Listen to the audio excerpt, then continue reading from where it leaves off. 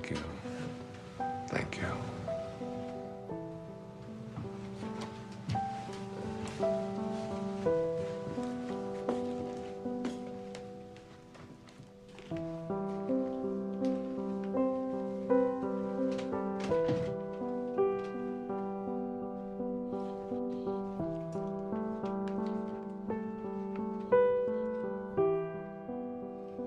Thoroughly unprepared, we take the step into the afternoon of life.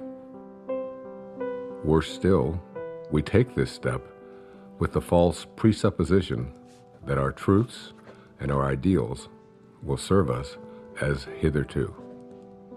But we cannot live the afternoon of life according to the program of life's morning. For what was great in the morning will be little at evening. And what in the morning was true, at evening will have become a lie.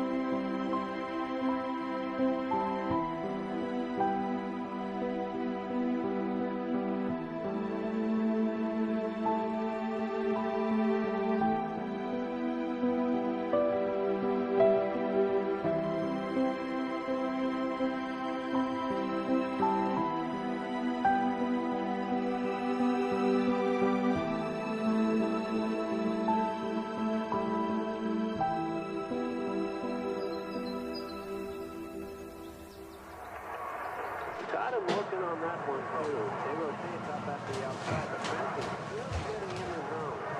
Oh, hey. Hey. Thanks, honey. Oh, hey, could I get some cream? Sure. Sorry. Didn't see it there. Thanks. Okay, we're all packed. I got the snacks, Jason prescription, boarded the dog, car payment, called the neighbors. Hey, Jack. Jack? Jack, I need you to turn off the video game and come downstairs and have breakfast. We're gonna leave in a little bit. Let me just finish this level. Okay, fine, but then we're unplugged all weekend, got it? I don't even know what that means, unplugged. It's a very sad commentary on our life. Hey, sweetie. Time to get up, sweetheart. Is it tomorrow? It is tomorrow. It is, and we're gonna go on vacation, and we're gonna have so much fun, but we gotta miss the traffic, so let's get going. Gotta get up, monkey. Okay, off you go.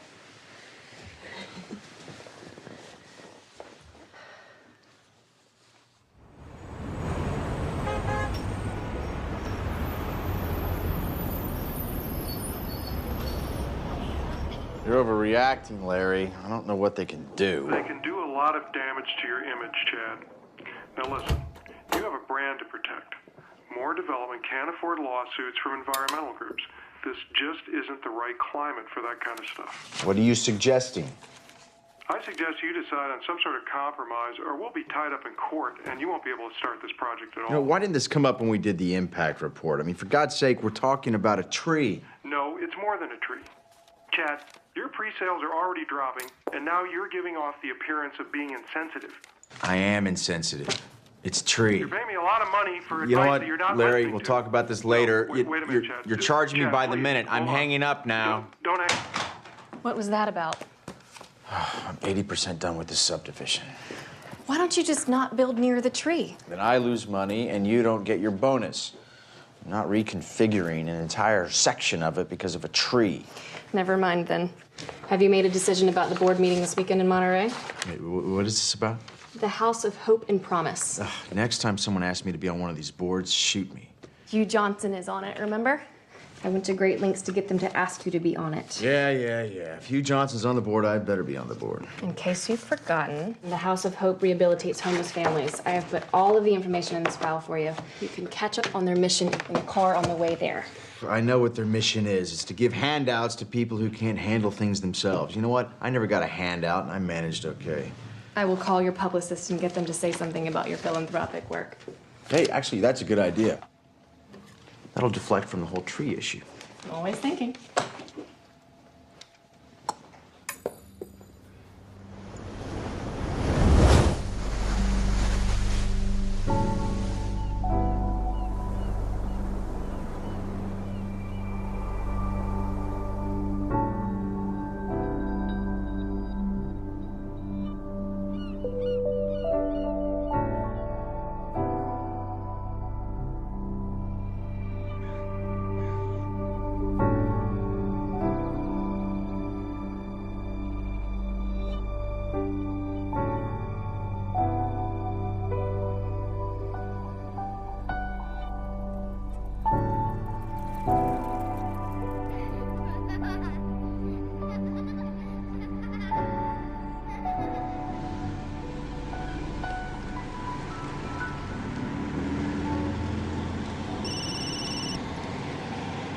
And I need to find where the director's cottage is, so. Hello? You gotta get a new van, bro. Yeah, what happened? Is it? Well, it's kind of hard to hear you. The reception's shoddy up here. What do you mean they're reconsidering? You're kidding, right? Well, you're my agent. You're too violent. What does that even mean? I don't make slasher films. I make art. You got to convince them of that. Do they even know the talent we have on this? You got to find a way to get them. Look, he shook my hand. He looked me right in the eye, and he said, "This is a go project. I want to do your film." Yes, because if the money doesn't come through, I'll have to scramble to get another investor. I thought this was a sure thing. Excuse me, coming through. You want to make me happy? Get the money for my film. That would make me happy. I gotta go. I'm on the WayneDyer thing. Bye. Wow, damn. Is there anything we could do? You got about $5 million? If I did, would I be here? Then I don't think you can help me. Cheer up, David. It's a quick job. It's quick. It's quick and fun. It's 6:30 in the morning, Sarah. It's not gonna be fun. It's just a job. Nothing artsy. We'll get them their footage, and then we're out of here. Wayne! Good morning, David. How are you? I'm great. I hope this isn't too early for you. Oh, no, I've been up for hours. Good, good. This is Rob, our cameraman. We're very lucky to have him. Nice to meet you. Ron does sound. Hey, Ron, nice to meet you, my And friend. this is Sarah, my production coordinator. Sarah. She's Pleasure. very resourceful. Great. If you need anything, just ask her. Got it. So if you're amenable, I thought we'd head down to the social hall area and then set up down there. Let's do it. I'm ready. I've been ready for hours. Yeah. Oh, let's do Grab it. your cape. Let's go. Super. After Do it. you, Jonathan. All right. All right. How'd you sleep? I slept great. Oh, is there I'm anything? excited about this. Is there any expectation I should know about? I have no expectations. I'm totally in your hands. Whatever you want to do, I feel sorry Okay. for you, Dr. You're Dyer. sorry you said that. I'm just gonna blot you a little bit there. You got a little shine. Okay. You can't go wrong at this place. Isn't it beautiful? It is gorgeous here. I'm sort of allergic to nature myself. Oh, I just love it. I'm so thrilled to be here. He looks good. You want less trees, more trees? How's that looking? Sure, that's fine. Do you know anything about the history of this place? Have you looked into it? Not really. We just go where they send us, you know? The guy who runs this is a fascinating guy. He was telling me about the history of it. I can't hear him. Really a magical place. It's it's. Can you say that again? I'm sorry. It's a magical place. I got him. Back in 1913, Julia Morgan, she was an architect, Oh, right. and she designed this entire place. They set it up as a conference center for the Western Division of the YWCA, and they would hold all of their meetings here. And the name of the place, it's called a Silomar. You know, who knows what a Silomar is? And I was asking him, he said, well, a silo or a silio means refuge, and mar means sea. If we're good, we can start. That's interesting. Hear that, David? I heard it, together. yeah. This is a refuge by the sea, and it's just stunning. It's just so beautiful. I'm so That's excited great. to be here. Wayne, just so you know, tomorrow and the next day, we'll just ask you questions, and you go ahead and answer, and then we'll move locations and do more of the same. And I'll also be shooting some B-roll over the next couple of days. What again? B-roll? B-roll, like walk the and bees, talks you and shooting the exercise. bees that are here? Yeah. Listen, it's your vision. I'm open to anything. Whatever you see, I'm happy to go along with it. Well, I'm more of a technician on this one. Really? Well, you know what? You might find yourself learning something. Maybe. Well, I'm open to it. Great. Let's go ahead and roll camera. We're speeding. Sounds good. All right, Sarah, would you be kind enough to slate it? I would love to. You're gonna slate me? I'm gonna slate you. All right. Dr. Dyer, interview 1. Okay, Wayne, you came up here to write your latest book. Can you tell us a little bit about what you came up to write about? Yeah, I'd be happy to. One of the things that has intrigued me over the years is so many people coming up when I talk about purpose and finding meaning in their life is what is my purpose? How do I find it? It always seems to be eluding me. I can't seem to get there. I've always felt that the real purpose of life is just to be happy, to enjoy your life, to get to a place where you're not always trying to get someplace else. So many people spend their lives striving, trying to be someplace that they're not. They never get to arrive. One of the ways to understand about how to find your purpose in your life is to return to nature, to find your own nature. I wrote a book a few years back called Change Your Thoughts, Change Your Life, which was based upon the ancient teachings of Lao Tzu in a book called the Tao Te Ching. Lao Tzu reminds us that all being originates in non-being. Jesus put it this way in the New Testament, it's the spirit that gives life. That you didn't really come from your parents. You really, all of us came from this place called spirit.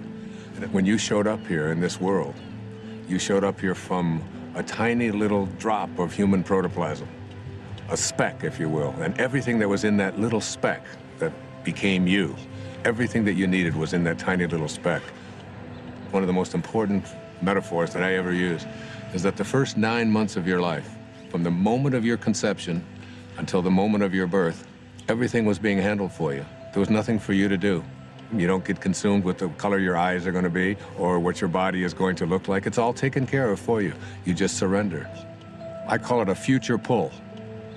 And it's pulling you in the direction of whatever it is that you were supposed to be. And to me, it's not too great a stretch to say if everything you needed for the physical journey was already handled in there, then why not everything for the rest of the journey as well? All of your purpose, it's in there. All of what your personality, it's in there. Everything that you were to be, not just the physical you, but everything, if you just let go and allow. And so we're born. And we look at this beautiful little creature. As parents, I have 8 children. I've seen it happen many times. And you look at this beautiful little child and you look at it and you say, great work, God. Great work. Couldn't be any better. We'll take over from here. And then we're surrounded by all these people, our family, our culture, wherever we go. And we begin to be told that we can't really trust in who we are. Stop it, no, give that to me. We have to trust in something outside of ourselves, and we're on a journey towards ambition. Once you begin to say, we'll take over from here, you introduce something, you just take this perfection, and you just edge out the Creator. You edge God out. E-G-O. Ego. This ego is the part of us that starts to tell us who you are is not this perfect divine creation, this piece of God that you came from. It doesn't say that. It says who you are is what you have. It begins with things like our toys, and then our bank accounts, and then the possessions that we have. Before you know it, we begin to identify ourselves on the basis of our possessions.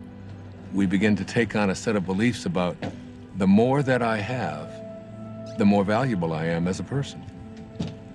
And so we spend our lives taking these young children and immersing them in a culture that emphasizes more. It becomes almost a mantra of the ego. You have to have more. And the more you have, the more you are aware of how much other people are trying to take it away from you. The more you get consumed with how do I protect it and how do I make more of what I have. The dilemma here is that if you are what you have and things go away, then who you are also goes away in the process. Going somewhere? Yeah, I thought I'd come with you. Why? Why not? Because this is a work thing. I'll be in meetings all day tomorrow. I'll have nothing to do. matter if you're busy. I'll go shopping or something. I'll be fine. Hi. Sorry, we won't be needing you after all. Thanks, you can go. What are you doing? Come on, it'll be a beautiful drive. Which car should we take? You are not coming, and I do not want to drive. I want to be driven because I have work to do. Okay, well then I'll drive. Let's take the Porsche. Denise, the place I'm going, it's not the kind of place you're used to. It's rustic. I think I can handle it, Chad. I know how to rough it. You know, I don't understand the sudden desire to spend time together. I just want to get away. Would you prefer I got my own room? Okay, what's wrong with you? Maybe I'm interrupting something. Oh, come on. Are you meeting someone Of out there? course not. Look, I don't even want to go to this thing. Well, then all the more reason I should go with you. You're not going to fit all those bags in the Porsche. Why don't you help me try? The second aspect of the ego is this idea that I am not only what I have, but I am what I do as well. We are... You gonna get that? No, please, go ahead. Oh, it's all right. No While we're problem. stopped here, do you want anything, Dr. Dyer? You want water or anything? No, I'm fine. Still rolling, guys. We're cutting. What? Oh, keep rolling. Please. So, second component of this ego is the idea that not only is who I am what I have, but it's what I do. And what I do becomes this thing called achievement. And in this whole world of believing that I am what I do, we become consumed with this whole idea of my success, my value, my worth as a human being is based upon how much I accomplish. So I have to make more money, I have to get a promotion, I have to compete with everybody else who's trying to get what I have. We are taught this over and over and over again. All of our young people are taught this when they go out into athletics. The most important thing you can do is be number one, and you say, we're number one, we're better than everybody else. And we constantly find ourselves in this competitive notion again of believing that our world is one in which we have to compete. That's what the ego says. Now, the third aspect of this is the idea that I am what other people think of me. That is, I am my reputation. Particularly, this is relevant for young people who are taught that you have to dress the way other people think, and if other people don't like you, then there's something wrong with you. If you're consumed with that, then you're going to be something different every time you turn around. Now, this is particularly relevant with women, especially in relationship to the family. Women are often taught in our culture and our society that the only way that you can fulfill yourself is by how you relate to your family, to yourself as a daughter, to yourself as a mother, to yourself as a grandmother. And while these are very important and creative aspects of every woman's life, if that's the choice that they make, it's not necessarily the only thing. And many women feel that deep within them that they have a calling to accomplish something great, to make a contribution. And oftentimes we'll put it aside. So what I encourage women to think is, don't ignore that calling inside of you. Don't ignore the part of you that says you came here to create something powerful, and you have just as much of an influence in doing that, just as much of a right to do that as anyone else does. Sure, I saw that one too. I wonder if I can get the whole collection on DVD. I think that might be a possibility. You know what my favorite episode is? I don't. Kick the Can. Now that is a good one. You know, when all the old people become young again. Yes, heartbreaking, isn't it? You know, I the other episode I like is the one where... You know what, I'd like to check in. I'm sorry. Are you with the wedding? No. There's a wedding? People actually get married here? Yeah, all the time. Oh, I'm not criticizing it. I think it's charming. Chad Moore. More development? Yes? Ethan Lipton. I used to work for your company a few years ago. Oh, right, yeah. Yeah, in accounting. Yeah, sure. Darling, we'll talk later, okay? Okay, great. Oh, be sure to tell the guys to show up on time tomorrow night at the rehearsal dinner. This whole weekend is going to be a continuous celebration of love. Well, I do like love. Well, that's why I'm in this business. Bye. Are you getting married? No, I'm with the band. Oh, well, have a fun weekend of love. You guys too. Do you remember that guy? Not at all. Hi there. Hey, let's see, I'm checking in. The House of something? Promise and Hope. Promise it. Chad Moore, I'm on the board. Welcome to Asilomar, Mr. Moore. We have you in North or Longviews. If you go out the door and to your left... My wife has joined me unexpectedly, so could we get one of the larger rooms? You don't have to tell him that. Well, they weren't expecting you. You were unexpected. Just one of the nicer rooms would be wonderful. Thank you. I'm not used to camping. Camping. That's funny, Denise. Let me see what I can do for you. There's so much stuff we can do. Oh, that'd be cool. Where are the kids? Huh? Oh, Ethan. Whoa. Jack, Ethan, come over here. Come on. Come on! Get over here! Come here, troopers. Take you and you go with your mom. Stand on my toes. Yeah, and also something away from all the noise would be nice. I do have a room on the first floor in the lodge building. Yeah, something higher. Of course, Mr. Moore. Do you have a room on the second floor? Higher than that, please. I'm afraid that's about as high as we go here. You're kidding. What a waste of real estate. I think you'll like this room. It has a balcony. All right, if you say so. Give me a second. Give that to your mother. Give that to your mother. You heard her. Hand it over. I said we were going to be unplugged this whole weekend. Do you guys just want to go home? No, we're not gonna go home. It's no fun. Come here. Stay with me. Here, jump on my feet. Jump on my feet. I'll lift you up. There's no way we can have all these meetings with these kids running around and screaming. Have a great stay. Look, I don't need to be having this conversation right now. I don't have time for this. I can't deal with this right now. It's not... We move into then the later parts of the ego, which talks about something called separation. And the ego has a very strong belief system that who I am is separate from everybody else. And then another component of the ego teaches us that I'm also separate from everything that's missing in my life, from all the things that I'd like to have. And then finally, the ego teaches us the most egregious error of all. It teaches us that we are separate from God. And one of the simple constructs that you learn in the afternoon of your life when you shift into the meaning phase of your life is to realize that you came from a source. We can call it God, we can call it Tao, it doesn't matter what we call it. And that this source is everywhere. There's no place that it is not. It must be because it creates everything. Everything comes from this source. Then it must be in me. If there's no place that it's not, it must be in me. And if it must be in me, it must also be in whatever it is that I feel to be missing from my life. If you know that, then in some way, everything that's missing from your life that you would like to have, you're already connected to it in spirit. And all you have to do is figure out a way to align yourself with that and have a knowing that you're already connected to it. You just have to bring it on its way in the way that you think and process.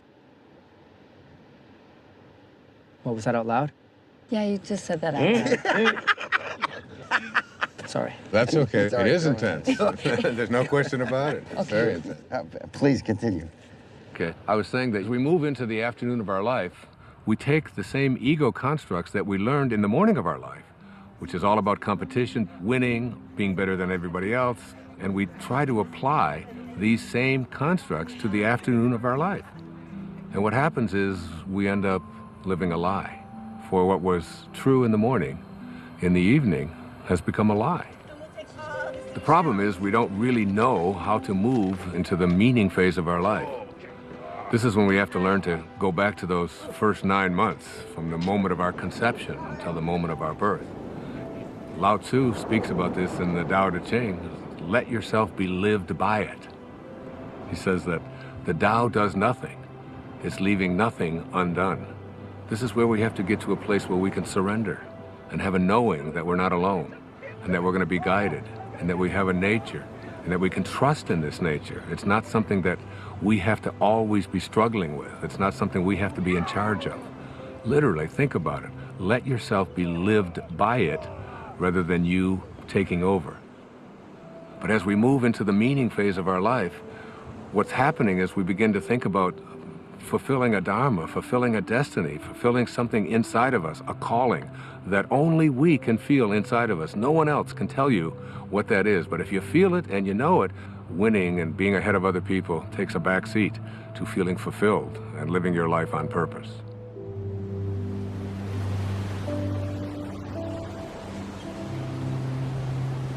I'm coming to get you.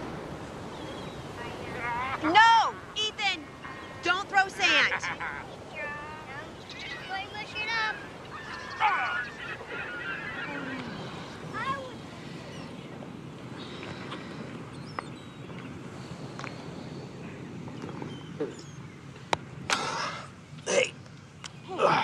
Anything to drink?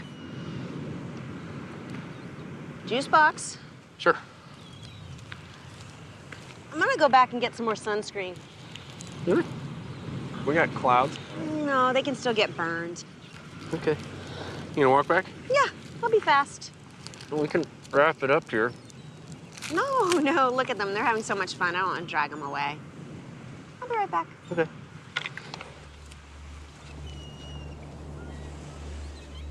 You got some great stuff. Well, I think it was a good start. I think it really was. I think you're going to see this thing come together in some unexpected ways. You're going to be surprised. You really are. Directors don't like surprises. Well, you're in for some.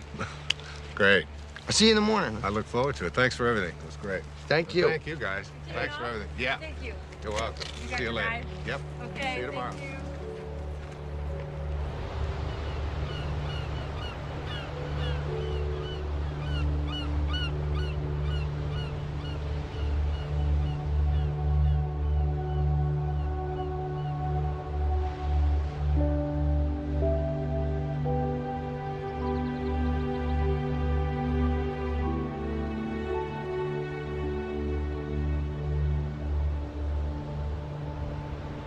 Amazing, isn't it? Yes, it is. Looks like they're reaching for each other. Sorry? Well, the trees, it looks just like they're reaching for each other.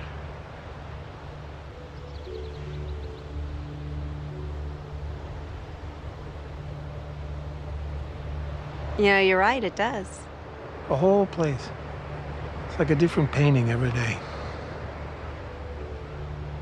You know, you're very fortunate to work here. Yeah. Hey, you want a lollipop? Excuse me? It's root beer. You like root beer? Actually, I do. It's root beer, but with a little bit of licorice. Thank you.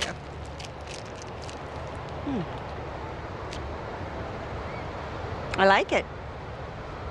I like everything about this place. Like what? What do you like about it? I don't know, it's just, it's so beautiful. I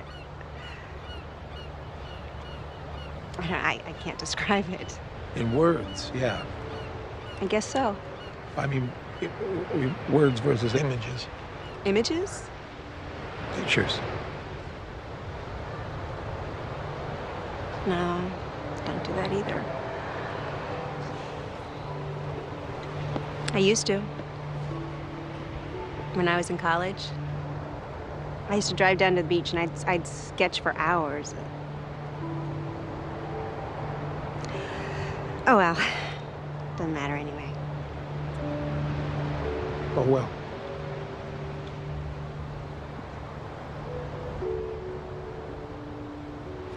Hey, Mom. Where you been? What? We got cold. You eating a lollipop? I am. Bring any candy for the kids? No, I'm sorry. Oh, that's all right. Let's go back. Come on, buddy. Let's go. Yeah. All right. It's okay. Here. I don't get it, to be honest with you. That really doesn't surprise any of us, David. Seriously, if I didn't have ambition, nothing would get done. Is that supposed to be a comment about us? You have a napkin, please. You know what I mean. Like we're supposed to sit around and wait for things to happen to us magically. There's nothing wrong with a little magic in life. I can't trust magic. What I can trust is my own will to get things done. That's my main problem with what Dr. Dyer's saying. Okay, he's right there. You want to keep it down? He didn't hear me. Dr. Dyer, you want to come hi. join us? Sure, I'd love to. How you guys doing? Great. Good. This chicken's great. Good, good. So, Dr. Dyer. Yes. We were all just discussing your Right. first interview and all Mhm. those things you said. And basically, David thinks that it's all BS. What? David? Really? I don't think all of it is. I mean, I'm entitled to my own opinion, right? Absolutely, you are entitled to your opinion, and I respect it. And you know, David, you don't have to get this all at once. You know, just get a little bit at a time. That's all it takes. You know, you just start practicing it. Eventually, it becomes a way of life, and you start living from a different perspective. I'm not really a spiritual person. I'm too busy. Yeah, spirituality is kind of like a luxury. That is true. I find it hard to find time to meditate. Let me ask you this. Do you think that you're an inspired person? Do you live an inspired life? Do you feel inspired? I have no idea. Really? Well, let's take an example. Let's supposing I had an apple pie that we had just made. And out of this apple pie, we take one slice. We take the rest of the pie, put it over here, and I take this slice and I give it to someone. Let's say I gave it to you, Ron, and I say, Ron, what is this? What's an apple pie? How do you know that? How do you know it's an apple pie? Because it came from an apple pie. So, well, you laugh, but I mean, the truth is that's a very profound statement that you just made, that everything in the universe must be like what it came from. You take an acorn and you'll never get a rose bush out of it. You look at yourself and you ask yourself the question, where did I come from? Who am I and what am I like? You know, instead of making our choices out of the place that we really are, our authentic self, we're making them out of the ego. And every time we make choices out of the ego, all kinds of things begin to happen to us that take us away from finding meaning in our lives. How do you know if you're making a choice from your higher self?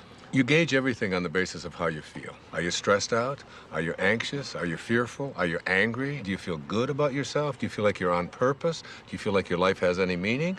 When you're operating out of the only part of yourself that is authentic, bliss is your response. But what about the upside of ambition? I mean, I'm a filmmaker, and if I didn't, doesn't ego serve me? I mean, if I was going with the flow, I'd never get a movie made. That's a conclusion that you come to because you think out of the ego. You know, the fact is that you might even be able to make much greater films if you came out of a higher place.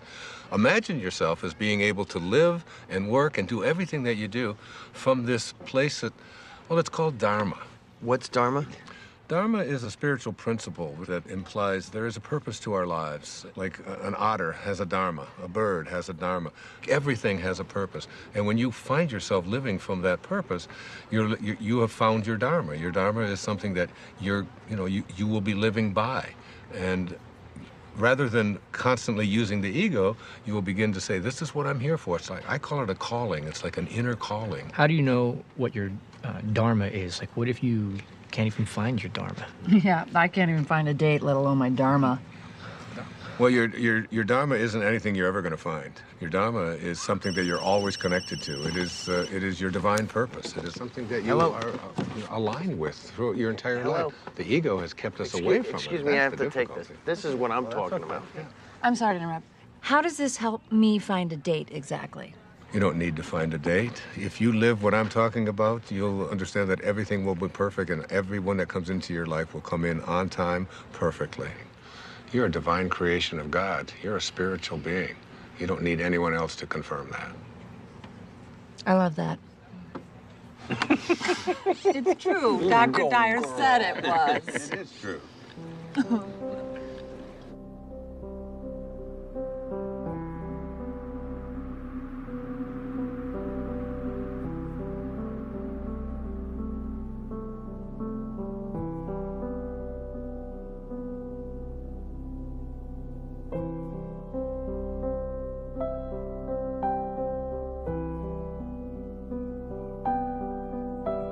You know, I don't want you to think that I don't appreciate what you're saying. I do. Not that you would necessarily be concerned with what I'm saying, because that's the ego telling you what to think, right? So you were listening? Yeah, I'm listening. I just think it's good to have a plan. Well, what's your plan? To be a successful filmmaker, to make a name for myself, to make money, to have a good relationship. So you're talking here about prosperity, you're talking about abundance, you're talking about happiness. I haven't any problem with that. I've been attracting abundance and prosperity into my life forever. I think it's actually quite easy to do. I really believe in it. For you? Well, you know, the problem what you're talking about here is the ego. The ego and your attachments. You know, you become attached to you know, how much money you're making and how well your film is doing and is everything working the way I've been told that it should work. When you become attached to things and they go away, you then lose who you are.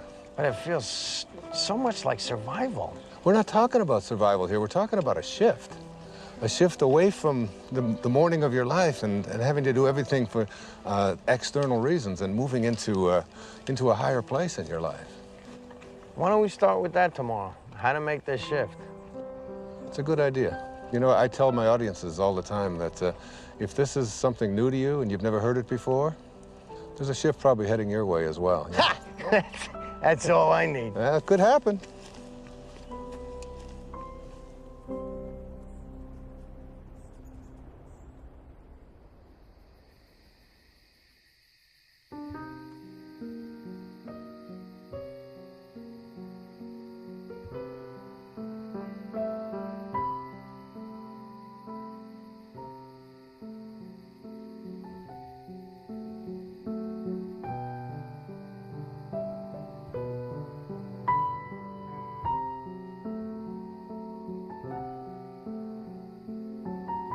When great thinkers talk about union with God, there's this theme that comes through.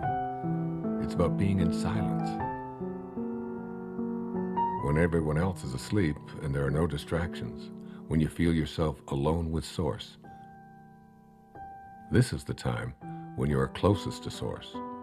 Being alone with Source is not just about feeling good, it's about a new awareness of my own divinity and what it's capable of achieving. It's all about returning back to the place that you came from. T.S. Eliot has a great quote, "We shall not cease from exploration, and the end of all our exploring will be to arrive where we started and know the place for the first time." I got a cut. Wayne, hold there for a minute. Hold there, Wayne, for a second. What is it? It's a bad angle. I gotta be lower. How long? 5 minutes. Wayne, take 5. Just hang there. We're readjusting the shot. Absolutely, no problem. You want some water, Dr. Dyer? No, thanks. I have a lotion here. Finish that test real quick. Hi, you've reached the office of Alex Chase at ICM. Please leave a message for Alex or Jason at the tone. Thanks. Alex, it's David. Call me back when you get this. I'm getting a little antsy. I think we should have heard by now. What did the executive say? Do you know anything? And why haven't I had a meeting yet? See the difference? Yeah. Call me back. I'd appreciate it. Ooh. WayneDyer interviews day 2. Rolling. Okay, we'll start with the transition from ambush into meeting. Great, it's a good idea. I can give you an example from my own life. It might be helpful. When I first started writing, I was very blessed to be considered, quote, successful. My motivation very often became how much money was I going to make on this book? What was my next contract going to look like? How many weeks did it appear on the New York Times bestseller list? What position was it? Did you get on The Tonight Show? Did you get on The Donahue Show? Hold on, I'm confused. Yeah?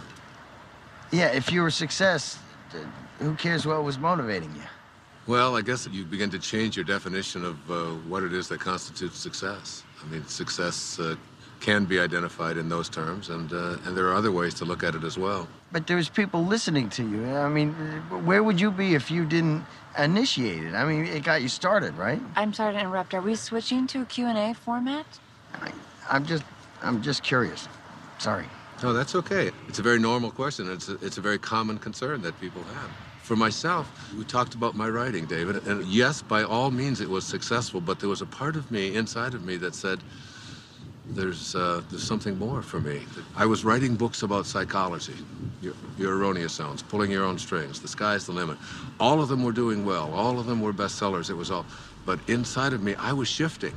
There was a calling to something else, and I could see the shift taking place in my life. And the shift was, it was more in the direction of spirituality. It was more in the direction of higher consciousness. I began to become excited and thrilled by reading people like Krishnamurti, by reading people like Muktananda. And I remember going to my agent and I said, I want to write a book about how to take some of these great spiritual ideas. He said, no. You're going to write a book about sex. He said, this is going to sell. This is like Dr. Ruth has got one, but you're way better than Dr. Ruth, you know, and he's going on and on. And he said, and then I've got a second book for you, and we're going to do a 2-book deal, and you're going to write a book about how to make money. You know, WayneDyer's approach to making money. And I'd say, Artie, I said, I can't do that. I said, I have to write about it. He said, no, nobody's going to buy this stuff. He said, that's the airy-fairy stuff. That's out there. That's all that new agey stuff. He said, you don't want to.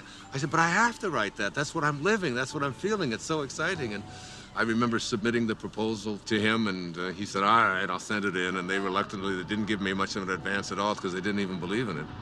But off I went. There was a strong inner kind of feeling that I had something greater to give. I had something that I had to do that was beyond just going through the motions, just doing what I had already mastered, what I knew how to do. I remember when I made the shift, even though there was a little bit of fear, I remember feeling probably the freest that I'd felt ever in my life. I wasn't motivated by whether people are going to buy it, how much money I'm going to make, whether people are going to put me on a bestseller list. Those became external kind of factors. Those became things that started to chase me rather than me chasing it. Basically, I think, David, what I'm trying to say to you is that you get to a place in your life where you start to be guided by something that's larger than yourself. Just stay aligned with what you're here for and stay in harmony with Spirit, with God, with Source. Stay there. And as you stay there, the meaning phase of your life begins to take over. And once you cross over into the afternoon of your life, it's impossible to go back. Wait, Monday? You can't keep telling me Monday. If it was coming through, it would come through like 5 Mondays ago. Well, we can take a pause here for a second. You are not telling me this right now. What do you mean? They're replacing me? You don't know what to tell me? This movie meant everything to me. I bought them this movie! It's my movie! This movie meant everything to me! Damn it! Okay, this would be a great place to break. Is he okay, you think? I think he's gonna be fine. Let's just call it lunch. Everybody get something to eat, okay? And then as soon as I...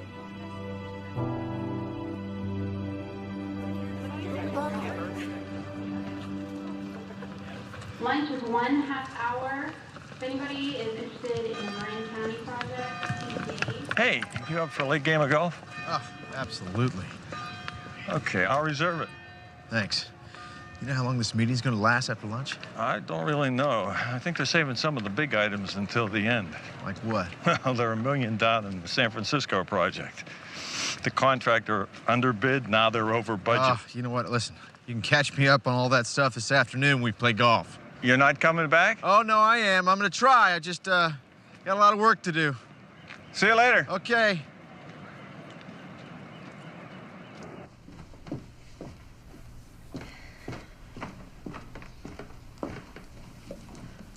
Good book?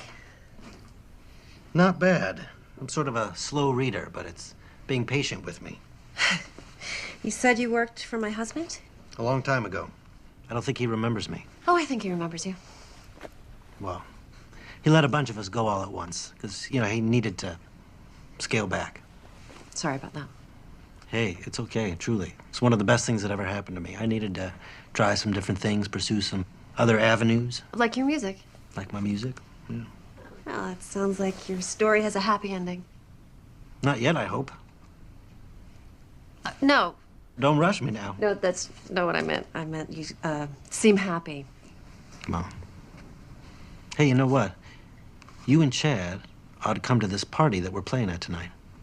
Oh, thanks anyway. Yeah, come on. It's supposed to be a continuous celebration of love. Isn't that what she called it? Oh, yes, I think she did. Okay, so you guys have to be there to help us continuously celebrate. I can't crash a party. I just invited you. You can't invite us. Too late. Sorry. Happened. No. Thanks, though. I'll see you around. Okay. Wear something comfortable.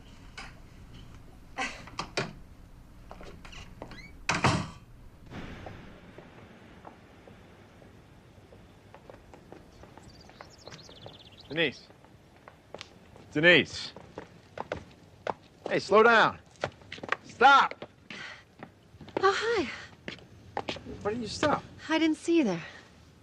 Where are you going? I was going into town. I thought you were in meetings all day. I was. But, I'm bored. Yeah, well, if Hugh Johnson can do it, you can do it. No, I'm not cut out for this non-profit thing. So. Oh, Chad, you just gotta fake it. No, I'm coming with you. What? I said I'm coming into town with you. Honey, I love you, but I don't enjoy shopping with you. I need some me time. I thought we were supposed to spend time together. right? Look, Denise, I'm not kidding. I cannot take another meeting. I'm coming with you. Whatever.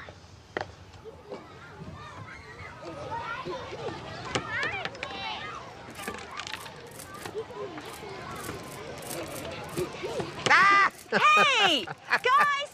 Stop it! Take it over there or you're gonna lose the water guns.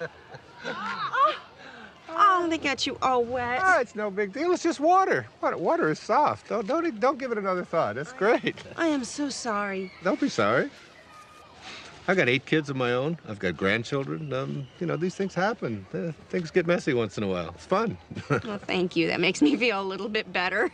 I always see it as an opportunity to sort of practice what I call non-interference. Oh, I wish I could do that. Oh, you can. Of course you can. Really? I mean, I'm their mother. Isn't that a little irresponsible?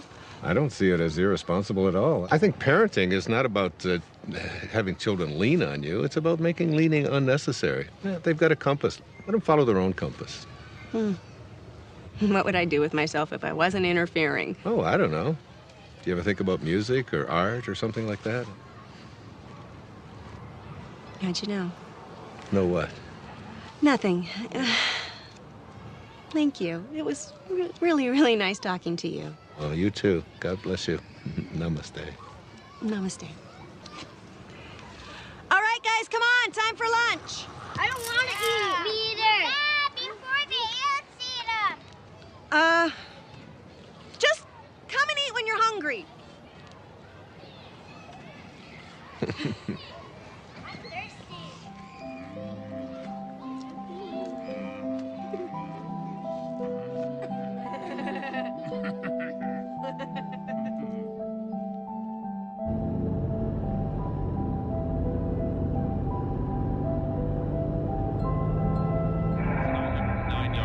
Touchdowns and only 5 interceptions. Now listen, Bob, the next Peyton Manning, you want to put 10 bucks? And definitely he had that signature moment during the game against the Bears. But, you know, he could have cracked many quarterbacks. On Tuesday, bye.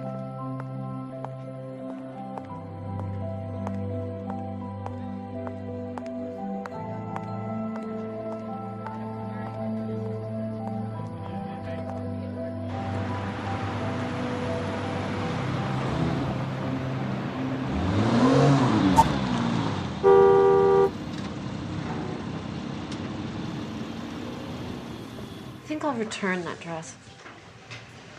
The one you just bought? The red one. I waited 45 minutes for you to decide if you were going to buy that. I don't think I like it. Then why'd you buy it? Actually, I think I already have it. It took you an hour to buy a dress that you already have. This is exactly why you shouldn't come shopping with me. Well, I've got an idea. How about if we just not talk to each other at all?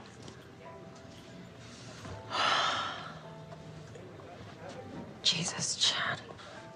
I really should have come alone.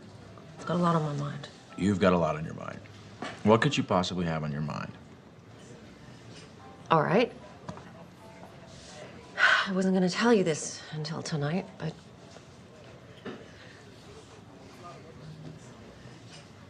What?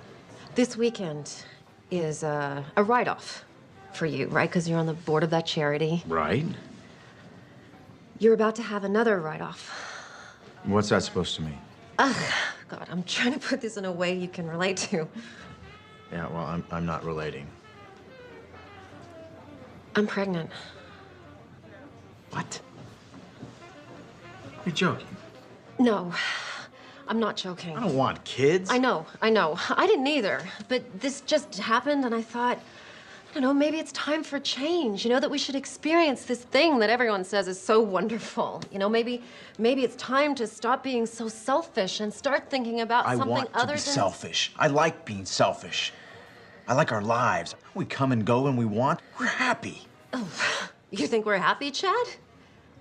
I don't know if we're happy. I mean, God, you're always at work. We never see each other anymore. I'm always at work because I need to buy you the things that you want, Denise. Cars, clothes, houses, everything you want. But still, it's not enough to make you happy. Please, keep it down. I want this baby. I think it could be the most wonderful thing we could do with our lives. Come on, I get what this is about. This is about you feeling like you haven't done anything in your life. So you think you need a baby to feel validated. Well, you know what? I don't. I worked my way up from nothing, and I will not sacrifice our lifestyle so that you can indulge in yet another distraction. Wow. A baby is not a pair of shoes, Denise. I know that, Chad. You are so cruel and you're so mean. God, you used to be fun. What happened? You planned this, didn't you? It was an accident. Sir, I'm gonna have to ask you to leave. Please. It can happen. How could you do this? How could you do this? Thank you so much. Thank you for making this the tender, precious moment that every Tender, woman precious dreams about. moment? We don't have tender, precious moments. we You know what we did have? We had a prenup, an agreement. You signed it. No kids. I know, and I changed my mind, okay? People can change. Well, you know what? Chad. I didn't change my mind. Well, what are you gonna do about it? Divorce me because I'm pregnant? I might. As a matter of fact, I'm definitely divorcing you. Will you please shut up? I'm Okay, definitely fine. I don't care. Go ahead. I'm better off raising this baby without you. Good luck. You signed that prenup. You won't get much. I'll make sure of I it. hate you!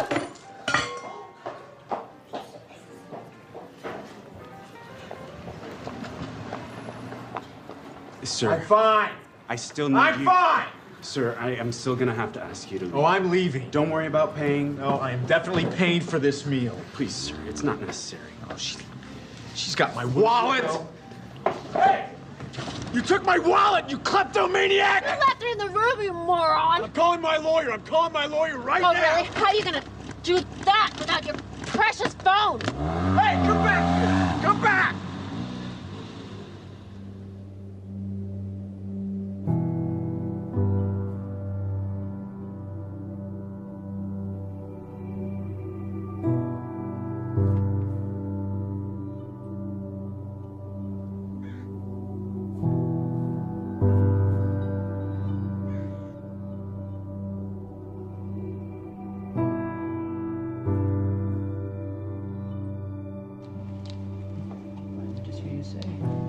Testing, testing, 1, 2, 3. Can you hear me? Great.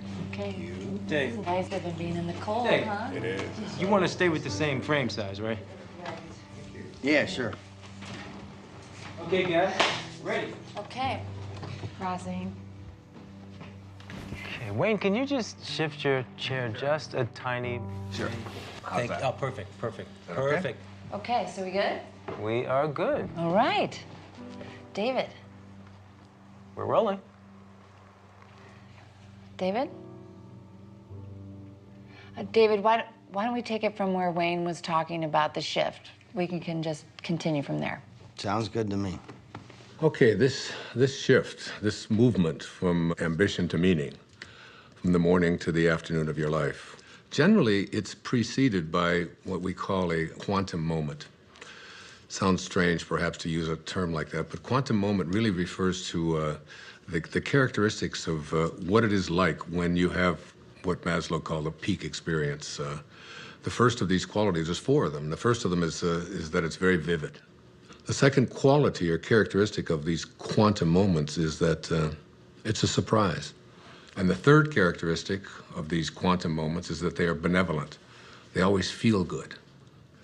The fourth and final quality is that it's enduring. That is, it isn't just something that comes and then goes and it's out the window. It lasts with you forever. For example, I left drinking behind in my life 21 years ago. And I couldn't even imagine that I could have given it up because I'd always had 2 or 3 beers every single day for the previous 10, 15, 20 years. I couldn't even remember a day when I hadn't. And I knew that I had to make that change. And it was 4:05 a.m. in the morning. I could remember the clock when it turned. I woke up, and there was like a breeze in the room, something that I'd never experienced before. The smell of roses. This was 21 years ago now. I can tell you what was hanging on the closet, the hook that I had there. On the mirror there, I had a cartoon that I had there. I can still see that thing exactly as if it happened this morning. The vividness of this is something that I've never, ever been able to forget. I can remember how surprised I was at what was happening at that time. It was almost as if some kind of force had taken over, and I was just amazed by it. So if you're lucky this happens to you, David, it has nothing to do with luck. It's like when the moment is right, when you are in a different state, in a different place in your life, exactly what is supposed to happen will happen for you. The low points in your own life, these times when you think that nothing could go any worse, oftentimes are the things that we need to propel ourselves to a higher place. Let me give you an example. The night before that moment that I just described to you, I had taken my entire family, 5 children, and my wife, and we had all gone to this restaurant. And like I always did, every single time I went to a restaurant, I ordered not just 1 beer, but 2. And that was so that in case the waiter wasn't there when I wanted my second one, I would be able to have it. And the waiter said to me, "Oh, excuse me, sir." He said, "I'm sorry, but I can't serve you alcohol." And I said, "Why?" He said, "Well, last night one of our waiters served someone who was underage, and we had our license suspended." I said, "Come on, we're getting out of here." And I made each one of my children get up, get back into the car, strapped into their car seats and so on. My wife, who, God knows, had so much to do, and it was such a hardship for her. But it didn't seem to matter to me at that time because I wanted to have my beers, and I was making myself more important than everyone else. And we drove off and went to another restaurant. And I can remember thinking that night as I went to sleep how ashamed I was. My wife tried to talk to me a little bit about it, but I would have none of it. I was right, and that's just what the ego always makes you. It makes you right. And that night, that experience that I had at 4:05 a.m. the next day, not only did it get me off of alcohol, it probably saved my life. It transformed my life in so many different ways. And it was all because I was open to it. You don't believe that? Sounds like more sitting around until some sort of epiphany comes to you. It's not about waiting around. You know, in the Tao, one of the great lessons that I learned is that it teaches us how to be soft, how to be flexible, how to not be always in control. One of the great teachings of the Tao says that let yourself be lived by it. But you didn't do anything. That's the whole point. That's the place you want to get to, where you just allow. In the recovery movement, it's called letting go and letting God. Allowing this source that is always flowing through each and every one of us to do and perform its magic. And that magic will always work in our best interest if we just surrender to it. If you could just stop interfering in your own life and just let yourself be done. If you can get to that place, nothing will be left undone. Everything that you need will be there for you.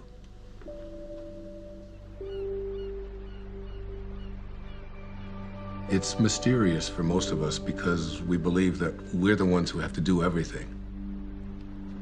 Isn't it interesting that you had everything you needed in the first 9 months? Why isn't that true for the next 90 years? Because we interfere. When I was 19 years old, I was in the United States Navy and as an enlisted man. And I was given my assignment to join the aircraft carrier, the USS Ranger. And it was on deployment in Yokosuka, Japan. So I boarded a refrigerator ship, the USS Vega, in Alameda, California. And just as I was getting on that ship to take my 29-day voyage across the Pacific Ocean, my Uncle Bill Volek, who was a school teacher in Hayward, California, handed me a copy of a book. And the book was a collection of short stories written by Leo Tolstoy. He wrote not just great novels and great stories, but great spiritual literature as well. He was considered to be the soul of Russia.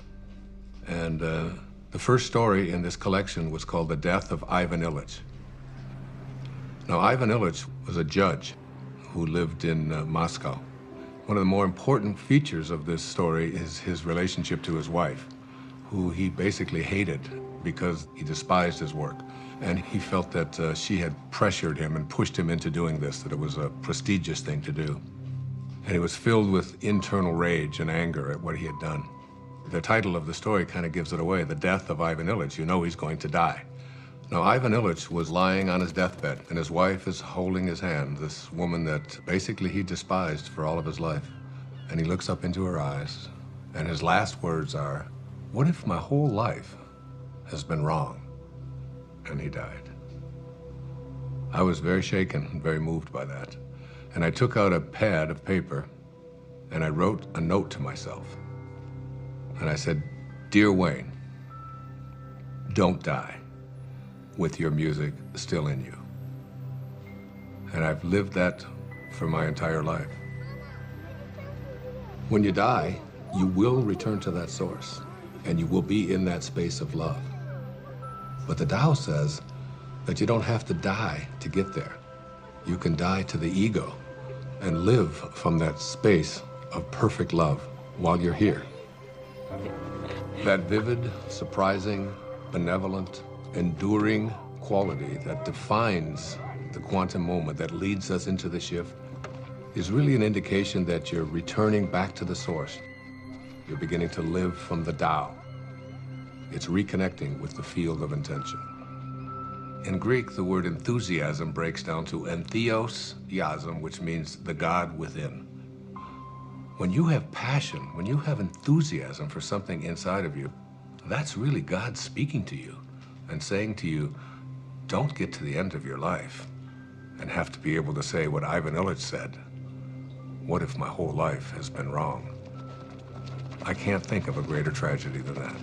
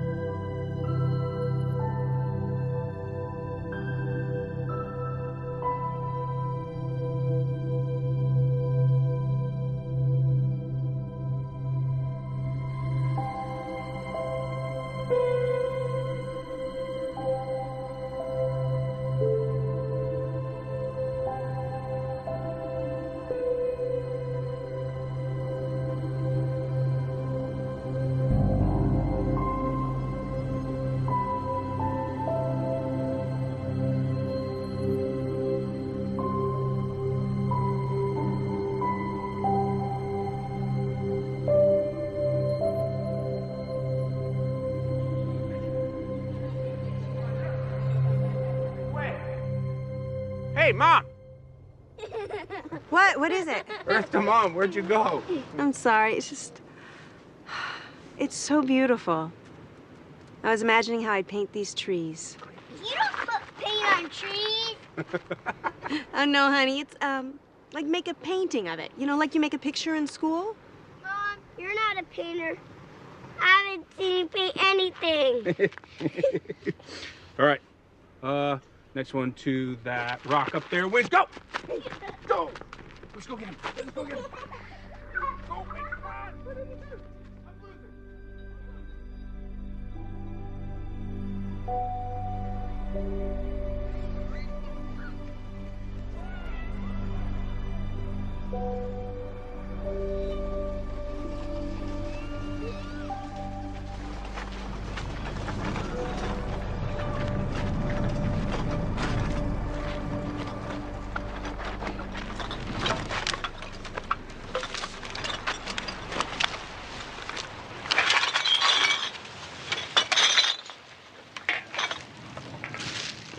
Hey, here's some money.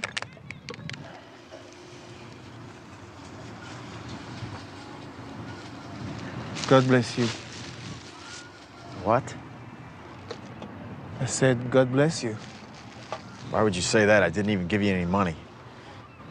You got any money? Not at the moment. But you? Need to call a cab.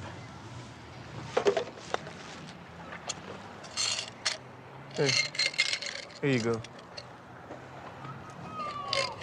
It should help you. Thanks. Wouldn't happen to have a cell phone in there, would you? I don't need one. You make money with that stuff? I make good money. Where do you live? Over there. Over there. But my favorite place is there. Under that tree. That's my favorite. I know that tree. We are friends. It's a good one, huh? You know what you gotta do? You get some of these bottles, and you can make some money. There's a machine down there. You put the bottles in, and you make some money. Thanks. Maybe I can save up for a cell phone.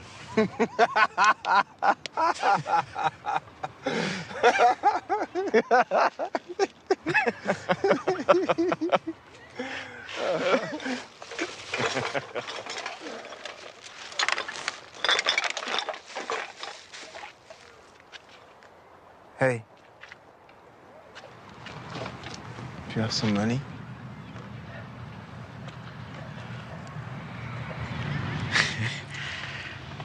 I do.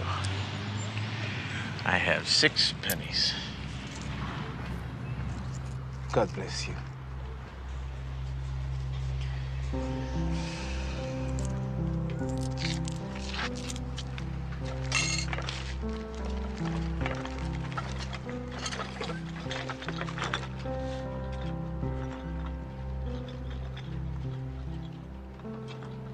Synchronicities. It's like a collaboration with fate. All of that becomes the norm, and the ego is no longer the driving force in your life. You begin to recognize that there's a powerful organizing intelligence that's in all things, and it's working with you and for you, almost as if you're making it happen by just being connected to your source. The destiny that appeared to be imposed upon you by something outside of yourself is no longer the relevant driving force in your life. You're connected to the source, and it's almost as if this divine organizing intelligence, God, the Tao, whatever you want to call it, it's almost as if it's saying to you, you play the music that you came here to play, and I'll be there to help you overcome any struggle or any obstacle that comes along. And it's not going to be a struggle because Source is supporting you. Yes, hi. Could I get a cab, please, to Monterey Motors? Yes. Thank you. Thank you very much. Bye.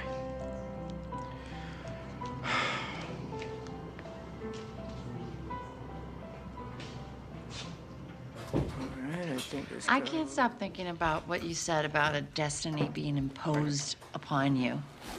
Well, you know, I think all of us, each and every one of us, have a knowing within us. You know, it's been said that when you trust in yourself, you're trusting in the very wisdom that created you. It's there to tell us who we are and what we're meant to be. I know, but so much of society is putting stuff You wanna on get a drink? people. It seems like all the time. Good. Dr. Dyer, can I ask you a question? Sure. Are men and women different when it comes to this? Do they shift differently? It's very different, as a matter of fact. There's some recent studies that have just been published on that. I'd be happy to share them with you if you like. That would be great. Okay, super. All right, I'm taking off. Okay, man, I'll catch up with you. So there was this incredible study done. It's, I've got it right here. It's called The Moment That Turns Your Values Upside Down. And there's 4 components to it. There's men and women before and after. Now, before one of these quantum moments, they were asked just to list the most important priorities of their life, from the most important to the least important. Now, for men, the very first and most important value that they had learned was wealth, the accumulation of money. It's not really that big a surprise, because we are taught as men when we're growing up that your job is to support your family, your job is to get ahead. And the second most important value for all of these men was a sense of adventure, to go out there and, you know, conquer the world, whatever. Be the guy. Yeah, absolutely, be the macho guy. The third was achievement. You know, as men, we're raised to believe that you are what you do, what you accomplish, what you're able to create. The fourth is the idea of pleasure. You know, going out with the guys, getting as many dates as you can, having as much fun as you possibly can. The fifth of these is to be respected, all right? And we all know as men what that means, you know? You're not giving me any respect, man. And then you get out there, and when you're growing up and you're a kid, and if you don't get respect, you're having fights. Here are the top priorities of our lives, you know, be able to make money, to have a sense of adventure, to have, you know, to achieve, to feel pleasure, to be respected. That's basically the morning of our life. This sounds like my list. What are you talking about? When was the last time you had fun? Oh, do not even listen to her. I know how to have fun. Do you mind? I'm trying to hear Wayne. Go on. Thank you. I appreciate that. All right. So the second part of this study, which is the after. A quantum shift has taken place. Same questions, only it's many years later, and they followed this over a lifetime. And the number one value is spirituality. Spirituality. The number one thing. It has gone from making money to spirituality, which wasn't even on the list before. You can't even find it. I've got the top 15 of them listed right here. It's not even on there. The second one is personal peace, less anxiety, less stress, if you will. The third one is family. Now, family was on the other list, but it was way down before. Now, what happens after one of these moments, you begin to look around and say, what is it that's important to me in my life? And then the next is God's will. This is the one that says, I have a sense of purpose. And then honesty is the fifth quality. Not just honest that I don't steal, but how honest am I as a man, you know, with my feelings, with yeah, that's exactly right, you know. Those are the top qualities for men. So there's the before and there's the after. You can see what a significant change this is, what a shift has taken place here. Hey, everybody. Hello. Thank you. We are very glad to be here tonight. Steve and Lisa are dear old friends of mine, and so when they asked me about the prospect of our band playing at their wedding, I felt like I had no choice but to say, are you sure? Are you positive that's something you want to inflict upon your friends and family at your wedding day celebration? And Steve and Lisa assured me that that was exactly what they wanted to inflict upon their friends and family at their wedding day celebration. And so, here we are. You need a bossy man to love you, a bossy man to hold you close, a bossy man to dress and care for you, a bossy man to take control. You need a man with all the answers, a bossy man who run the show, a bossy man, he pays for everything, he never says I do not know.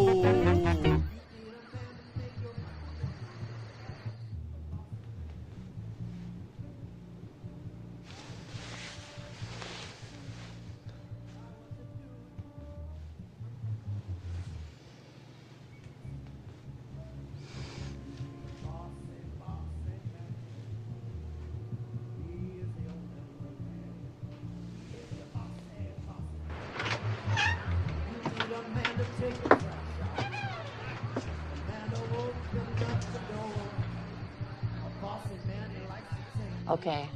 I know what you're gonna ask. I can already tell. Yeah. What's the deal with the women? Bring it on. For women, it's even more astonishing. Before one of these quantum moments, the number one value is family. And it's not surprising because women are kind of raised in our society, in our culture, to be a good mother, to be a good daughter, to support your family, to take care of your children, and so on.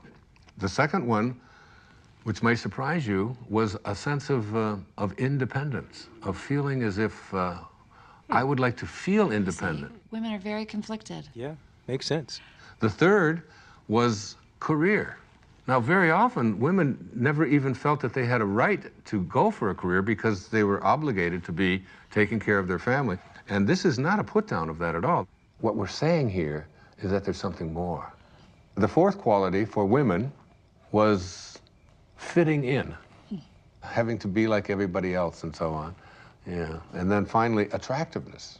And this became not just like it's nice to look nice, but my whole values are, and how do I look, and where do we get this? You know what? That is so scary when you break it down like that, because where is it that we learn as women we're supposed to be pleasing everybody else all the time?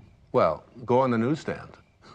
You know, all you see are magazines with pictures of girls with waists this big and, you know, with implants, lots of emphasis on makeup, having the right labels, carrying the right bags and so on. So these became the top qualities or characteristics or values for women before one of these shifts. Well, I hope the after list is better. Their values shift dramatically. The number one value for women after having this experience, it's right here, is my own personal growth.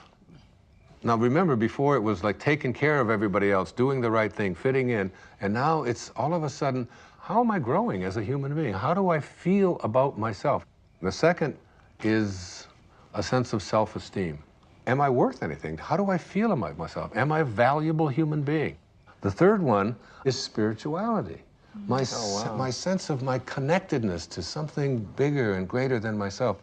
And then happiness. Again, this wasn't even on the list. It was almost at the bottom of the list before. How often have women been raised to believe that their happiness isn't an important thing, that doing what they are supposed to do rather than feeling, you know, a sense of, I'm entitled to be happy. And then a very interesting one, it's called forgiveness. This became very important in their lives. Forgiveness. That's good, because then you can forgive all those people that gave you bad information about what you're supposed to be doing. Yeah, there's a whole lot of resentment that begins to take place in people. It's what so many people just go along with. Oh, right. Joe. This is great. Hey, you're the best. Thank you so much. This is great. We should be filming this. Thank you very much. Good night, guys. You guys did so well in the hike today. Good night. Can I have a glass of water? Of course you can.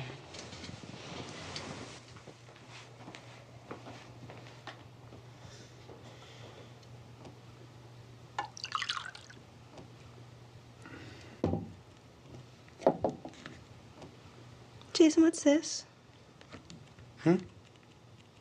This paper and pencil wasn't here before. I don't know. No idea.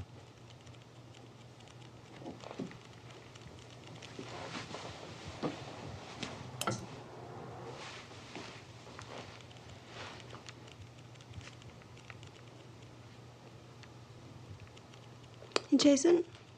I think I'm gonna take a shower. Okay.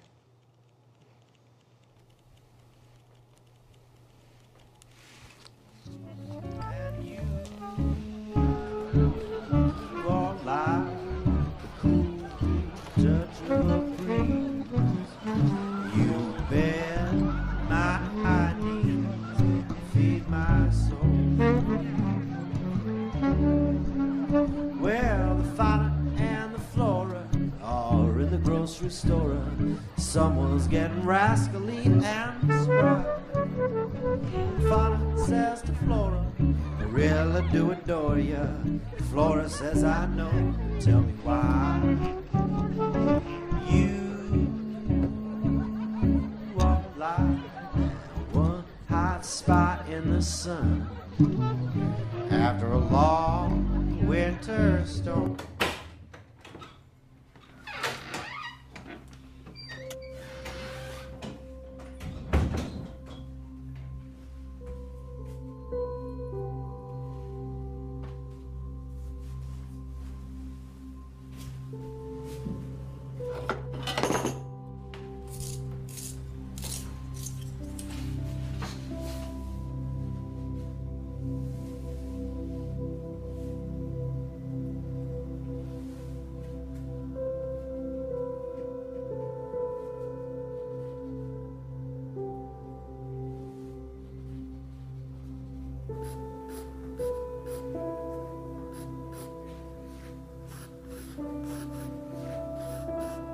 I don't know, would you guys like to hear? I think maybe the only true miracle that ever happened to me in my life. A real miracle? Yeah, it was an authentic miracle for me.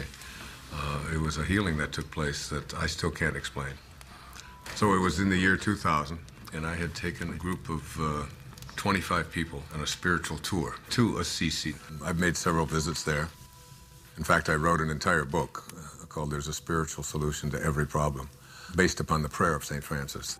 And I lectured for a couple of hours about it, and we all had visited the places where St. Francis had lived and performed so many of his miracles. The next day, we were going to take a tour to a place called San Damiano, where St. Clare, who was the first female to ever become a part of the Franciscans, lived. And on the third floor there was the bedroom, exactly as it was in the 13th century. There was a young man on that trip. He was 21 years old. His name was John. He was from Pennsylvania. He had cerebral palsy, and he had 2 very heavy braces on each one of his legs. We were going to go up to the 3rd floor. Now, this was a winding staircase to get up to the 3rd level where St. Clare's bedroom was. Now, John, in order to be able to go up the steps, he would have to move his leg out like this, you can imagine, and then he would go up the step, and then he'd bring the other one down, and then he'd go up the next step, and he would bring it back because his legs were stiff. But as we started to get into the very narrow part of the staircase, he couldn't, his legs wouldn't go out. He could only go this far, so he couldn't go up. And you can imagine he couldn't go down. It was impossible for him to go down. So there he was stuck. I was ahead of him. And he stopped me and he said, Wayne, I'm in trouble. I can't go up another step because I can't get my leg out to the side. There's no room and I can't go back down. What are we going to do? And there was a whole row of people behind waiting to go up this very narrow staircase. So you have the picture? Old people don't whisper, 'cause old people can't hear. We'll just talk louder and louder, year after year. Stop looking at me funny, get over here, and I'll whisper. You have grape juice on your chin. Oh, no. No, yes. Old wills grow stronger. Old backs grow stiff. Old feet grow wider and longer. Old dreamers drift. I'm drifting over your way.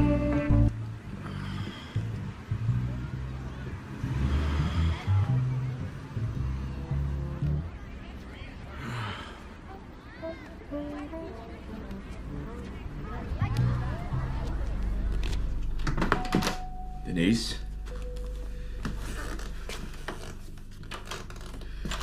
Denise?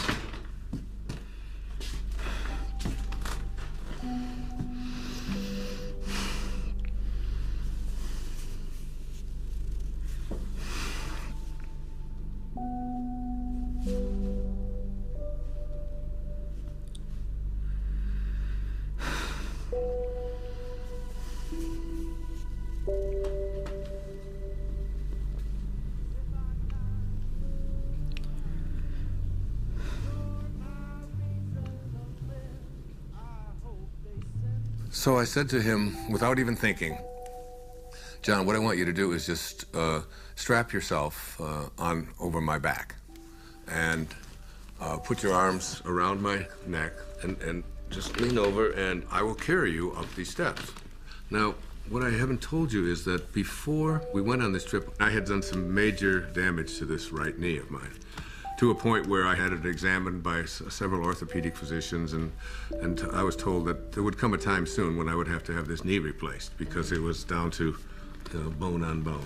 So as he got on my back, and now we're talking about 240 pounds or so, he went, I went about 3 steps and I realized that my knee was about to collapse and I was gonna go straight down. And I had a quick vision of what the newspapers and the Assisi Daily News were going to say the next morning. Spiritual teacher collapses, bottom of the stairs, 40 people dead. You know, it was like, and so as my knee started to go down, at that moment, I saw a vision of St. Francis. I had a vision of what he would look like, and he didn't say a word. It was very, very quick, and he just went like this with his hands. In other words, stand up. And suddenly, and I had the fragrance of roses was in there, the same fragrance that I had, remember in the story I told you? In that quantum moment when I had that, the same kind of thing. And I stood up, and I started walking up the steps with him, and my knee just suddenly righted itself. It was fine. Not only did it right itself, but I suddenly had like a burst of energy like I've never had before. Wow. And I started walking faster with him on my back. Then I started running. And I ran up all of the stairs. My wife was waiting at the top, and she said, "What happened to you? And what are you doing? And everybody else is out of breath." And yet, I said, I had a miracle. I just don't know what happened. And I realized that my knee didn't hurt anymore at all, and I wasn't limping, and I had no pain in it at all. By the way, I've never had any surgery, anything ever done to this knee. It was a healing that had taken place in that moment.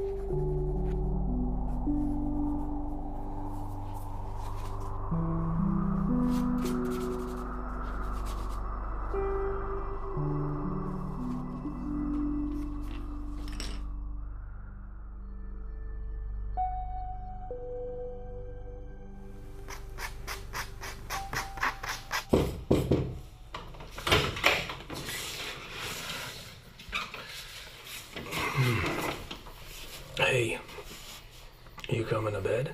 Yeah, I'll be there in a minute. What you been doing? Oh. I thought you were gonna take a shower. I did. And your clothes? I was going to, and then I got distracted. Huh. What you been doing? Nothing. Are you all right? What do you mean? Well, you just seemed a little checked out today. Just wondering if anything was wrong, or... No, I'm fine. Don't worry. I'm a little worried. No. Can I look? Jason, no. Quinn, I just want to look at him. Jason, no. I love what you do. I just wanted to look. Can you please go? Quinn, I just want to see. Just go. Please? No. You know, really, they're not very good anyways. Really, don't bother. Don't bother.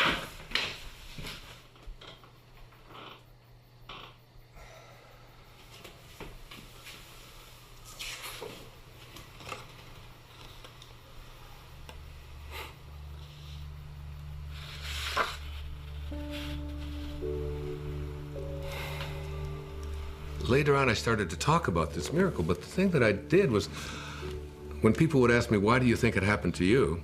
I would always say, well, why not? I mean, I'm WayneDyer, after all. You know? And I've written an entire book about him, and he's... I deserve a miracle. Yeah, and it was like, and I really believed that it was like a special sort of thing that came to me. That's what happens, you know, when you get your ego involved in it. And what happened in that moment is that I totally forgot my ego. It wasn't that I'm so grand and so spiritual or that I'm so special.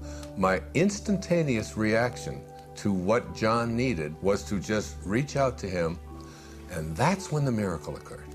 In one moment, without thinking, I reached out to a fellow human being in need and forgot about myself.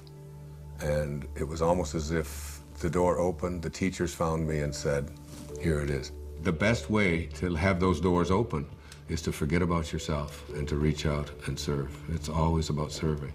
It's, you know, one of the mistakes so many people make is they just think, well, I'm just going to attract what I want into my life. And one of the things that I really profoundly believe in, you do not attract what you want. You attract what you are. What you are. I would have been too shy. I've such an earnest guy. I would have no firm things to say. We ran in such different circles, my baby, jogged round different blocks. Now we gaze at the moon out the window. Denise, come here. Sorry, I'm so sorry. I should never have said this. Hey, look at me. Look at me. It's okay. No, it's not okay. It's not okay. Everything's going to No, be okay. I Everything's did going to this. be fine. No, you didn't do anything. I knew how you felt. I did this. I did this more than you. Listen to me. I'm sorry. I love you. I love you so much. The stars It's gonna be okay. must have been our time. We found true love while staying at home.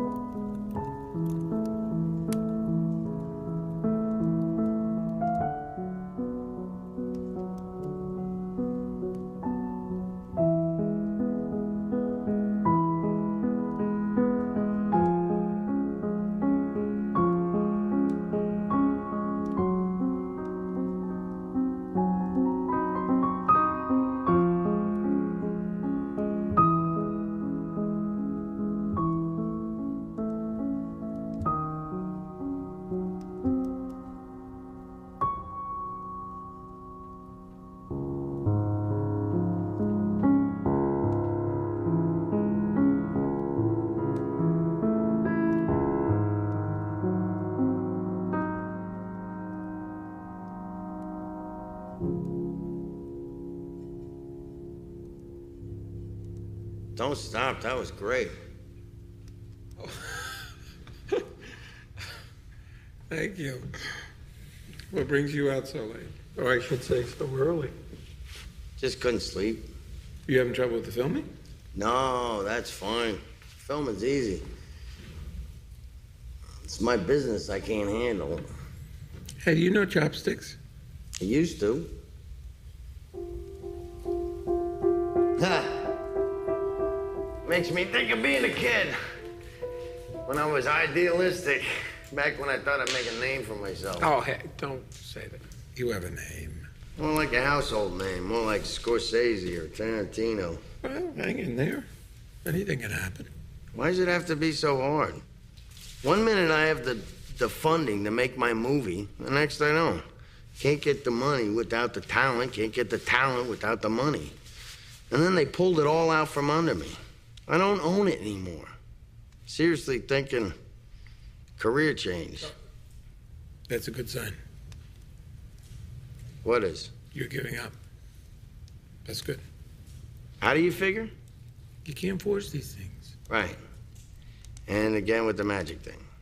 What's the matter? What's that? You know, I don't know why I'm telling this to the janitor or whatever you are. I do a lot of things around here. Believe me. play a damn good piano, though. You should think about doing that full time. Well, for a while I thought I would. And what happened? Well, I started playing when I was very young. I was a natural. And then I got older and I became more aware of people watching me play. And then I started to play more for them than for myself. And then I got very scared that I would disappoint them.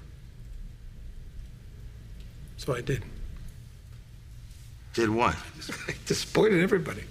I would be very clever. I'd go to a recital and I would just play a couple wrong notes on purpose as a test to see if they would still love me the same way.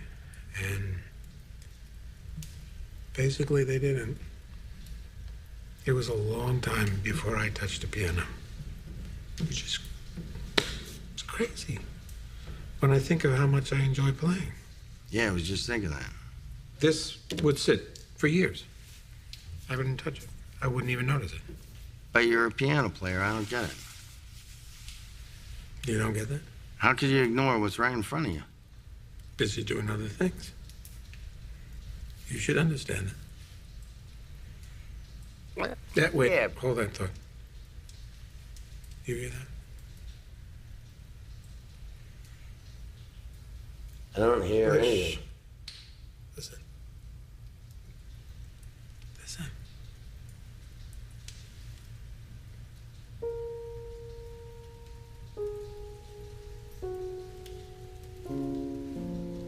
That's nice. I like that. I like that too. You making that up? Yeah. Well, no, sort of, yeah, mostly now. What? It's just something I could do. Make music, you mean? No, I can't. And you're a good faker. Yes, I'm just listening. Listening. I listen. And then I just play what I hear. I'm not making it up at all. It makes itself up. Makes itself. Exactly. I just play. Sometimes all you gotta do is just show up, pay attention, and music happens. Your music happens.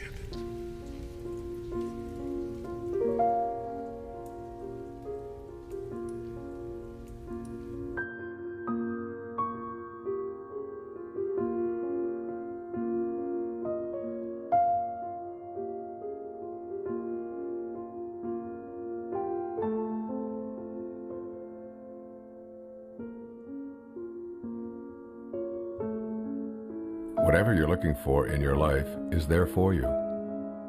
It will show up where and when it's needed. It's always in your mind. Whatever you need to complete this project, whatever you need to create, it's all there. You can prepare and then let go. It's an easy trusting that everything will happen perfectly.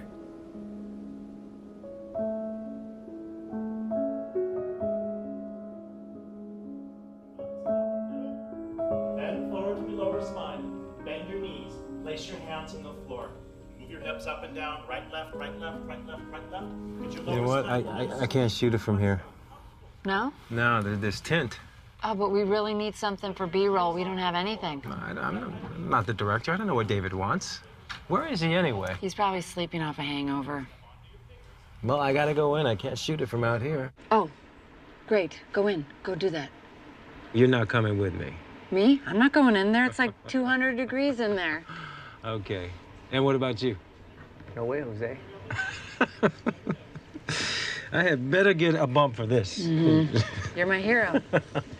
Okay. You guys suck.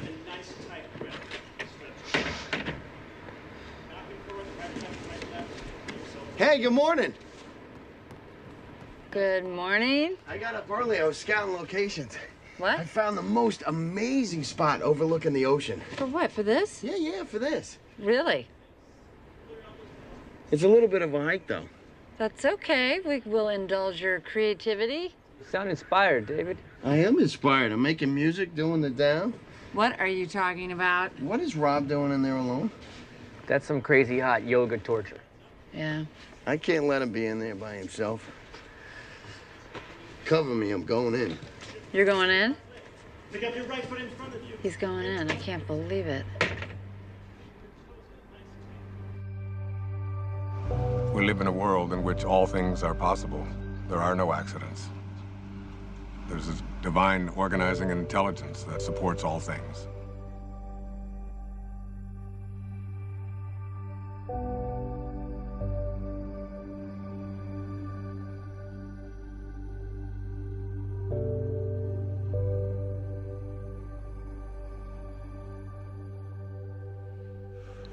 I think you have to get to the place where you're no longer focused just on yourself.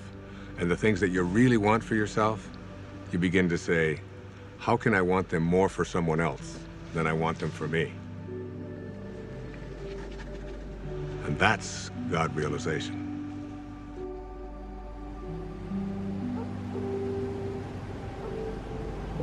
One of the things that happens when you move away from ego is that you move from a sense of entitlement to a sense of humility. You realize you're entitled to nothing. That's just the ego speaking. So the fundamental truth is that you must be like what you came from. If you came from divinity, you must be divine. If you hold your hands up and say, these are the hands of God, then what does God do with his hands? God is just giving. That's all God knows how to do. Hi. How are you this morning? Better than yesterday. That's a good way to be. Not better than anybody else, just better than you used to be.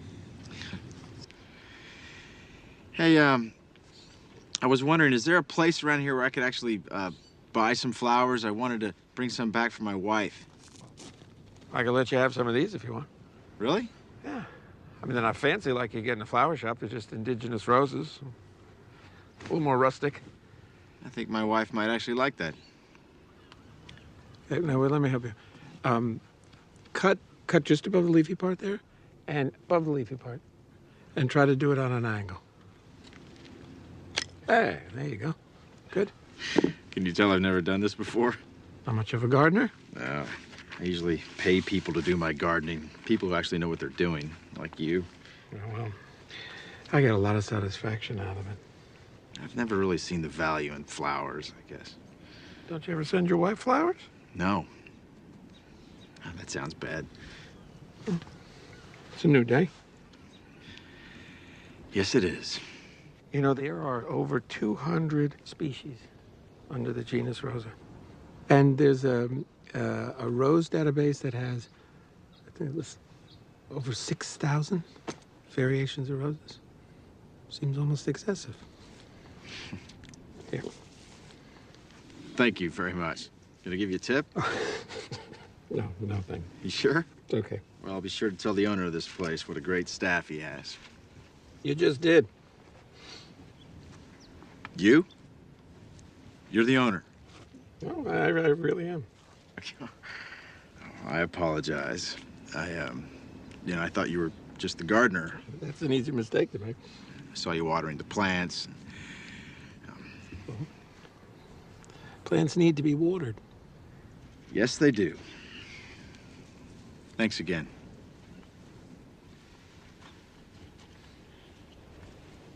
Can I ask you a favor?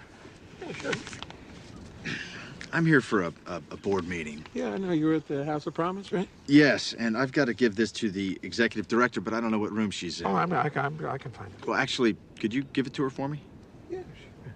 Is it important? No, it's just some papers. Okay, yeah. And if you could give it to her this afternoon, after I've left. Yeah, I can do that. Appreciate it.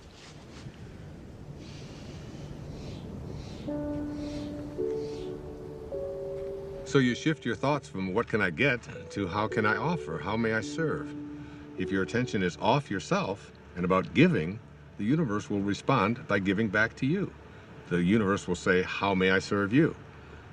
But you have to be in a place of service yourself. That's when the transition is complete, when you move into that place that is without ego.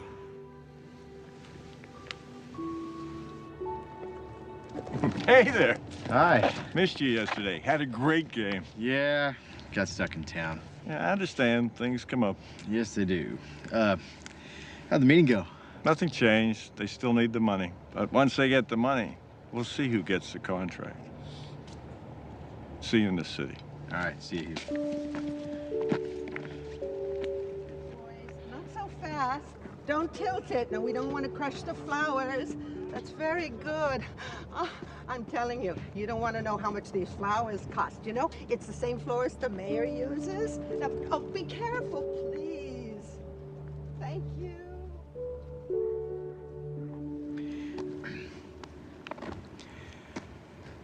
How about the name Rose if it's a girl?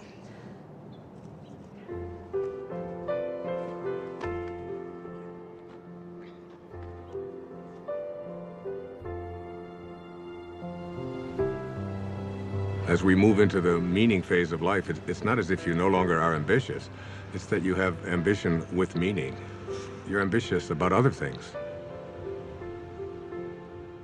So now your ambition is transformed into purpose, and you have to learn to become the observer and to step back. You begin to live in process, trusting where your source is taking you. You begin to detach from the outcome. And that detachment allows you to no longer be fighting. It allows things to just come to you. And you're no longer being the person who's making things happen. You're allowing them to show up. The fight is gone.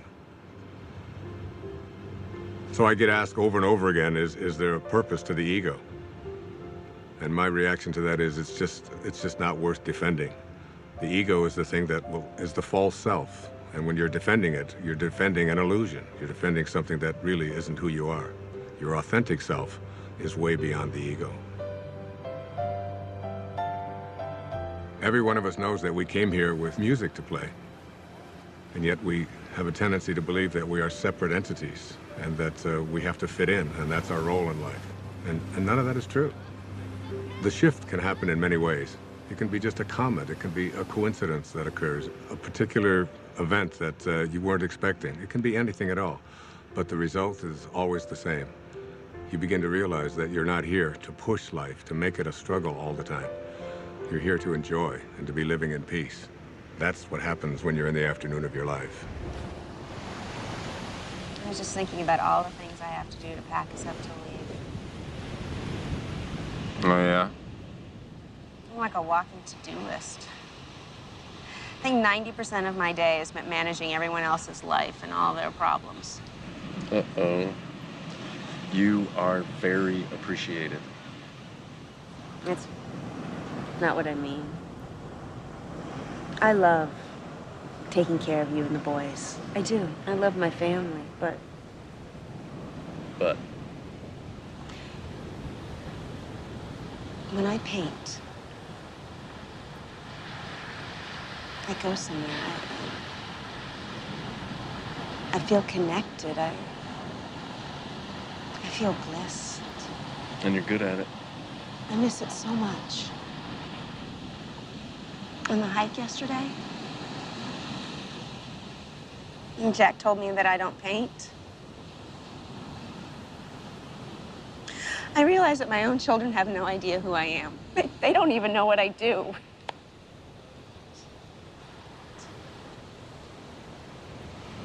So do it.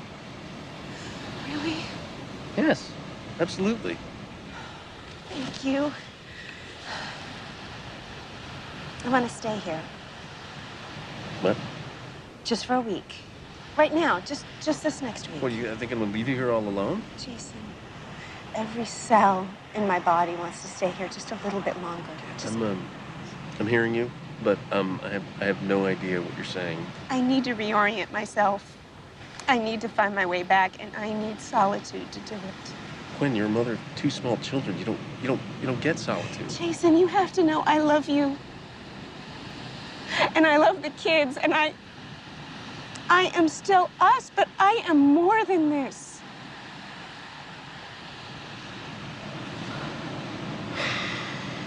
Okay. There's just one problem. See, I don't know how to do what you do. You'll be great. It's just for a week. You'll survive. And then we go back to normal. I don't know about that. Oh, you're good at this. Oh, that's not fair. You know what you're gonna get good at? What? Laundry. I see lots of laundry in your future. That's great. That's great.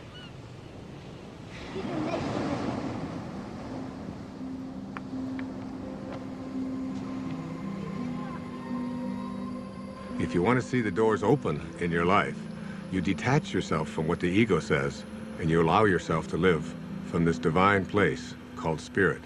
And what Lao Tzu called the virtues, he said there are 4 of them. The first of these is reverence for all of life, which is respect. The second is sincerity, which is really nothing more than just honesty. The third is gentleness, which manifests itself as kindness in our life. And the fourth is supportiveness, which just manifests itself as service, offering service to others. Those are the 4 virtues. And Lao Tzu asks us to live by them. There's a great quote by the poet Hafiz. He said, even after all this time, the sun never says to the earth, you owe me. Just think what a love like that can do. It lights up the whole world.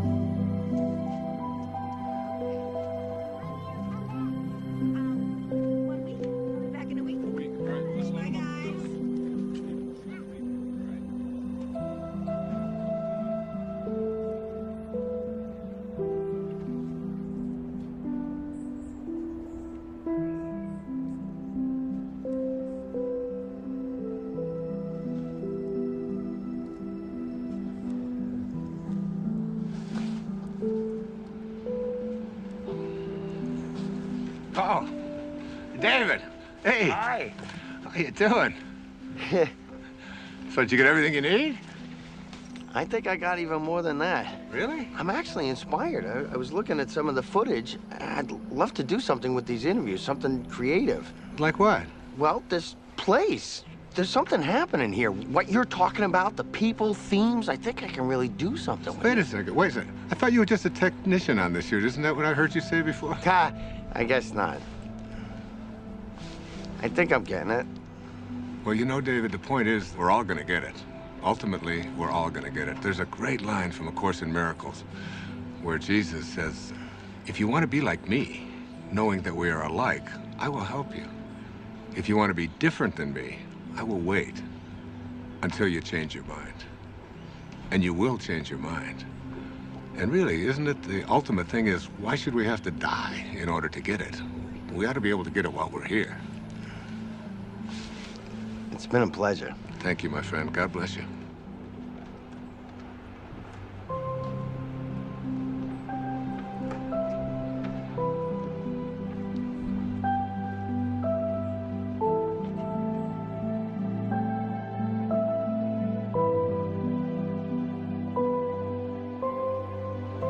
Nobody needs to ask the question, what is my purpose? It will always be found in service. If you can just for one day put your attention on making life better for someone else, if you can focus on thinking like that, that's how God thinks. It's an ancient concept, but it's still relevant. To touch someone's life is more valuable than any amount of money. My friend Byron Katie says, to believe that you need what you don't have is the definition of insanity. That you can't be fulfilled until you get all these things, that's an illusion. Really, you don't need anything more. It doesn't matter what it is you do. You could be a cab driver, a teacher, a factory worker, a manager. What matters is that you put your attention on how may I serve. Think of the people you go to, whoever you are in your path. You can run an entire business this way. not being attached to outcome, putting attention on service. Your life becomes about living those virtues. How can I serve? How can I be gentle? How can I be reverent? Thinking like that means you're living in meaning. The messages of the morning are about what you can and can't do, about how society defines you.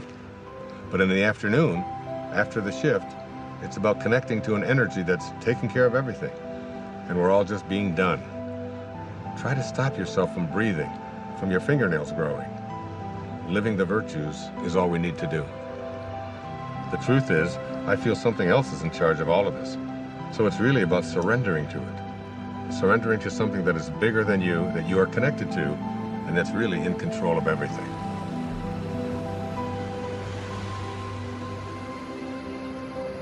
There's a place deep within us that wants to feel fulfilled, that wants to know that my life has made a difference, that I've left this place, this planet that I've lived on, better than when I arrived, that someone's life has been profoundly touched because of my existence.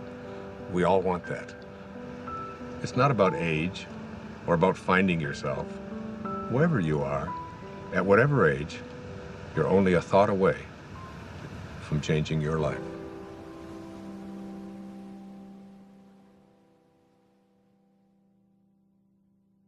This is not a race. You don't have to run. You might even slow it down, take a look around instead of chasing everyone. Nothing to prove, no point to make. If when it's said and done, you know in your heart that your song is sung. Don't go with your song still inside you. Let it guide you every day. We all know that it's good to be humble, but don't mumble your life away. You could lose it all. You would still feel like you'd won. You might fall out of the sky, learn to fly just by reaching for the sun. No need to fret, but by regret. If when it's said and done, you know in your heart that your song is sung. Don't go with your song still inside you. Let it guide you every day. We all know that it's good to be humble,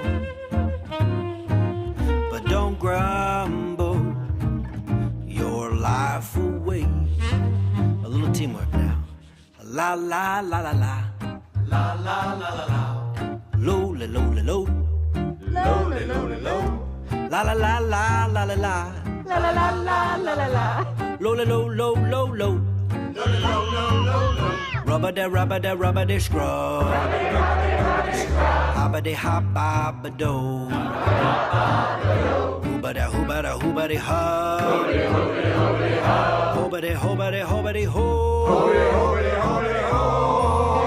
Don't go with your song still inside you.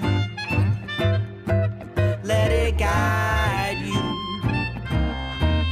every day. We all know that it's good to be humble, but don't fumble, don't grumble, don't mumble your life away.